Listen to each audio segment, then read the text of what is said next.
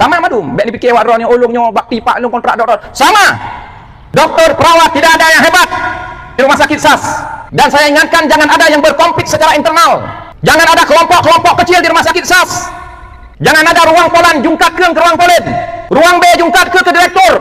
Direktur jungkat ke bawahan. Menancik yang lain-lain. Baik berpolitik di dalam rumah sakit.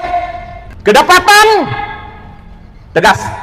Dan baik nalung dengar orang yang irawat nyohanan layani dengan baik. Baik dari level dokter di IGD yang piket sampai dengan pelayanan di ruangan. Baik dokter umum maupun dokter spesialis. Baiklah dokter wakai telepon kau langsa. Tanggung jawab cok. Getanyo sebab na tertuntut hak.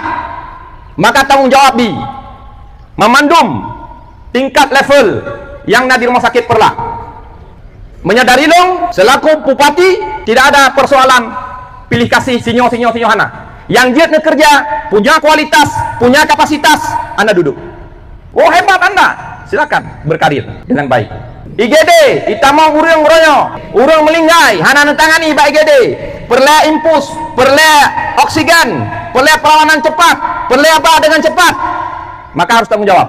Yang bertugas di ambulan, telepon ho ambulan, kamate ambulan, karelah ambulan.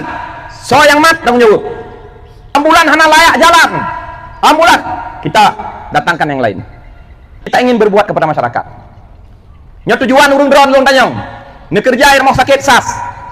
Ne tamong keno, nyopu tujuan. Tujuan melayani masyarakat sepenuh hati atau untuk kepentingan drone teman-teman?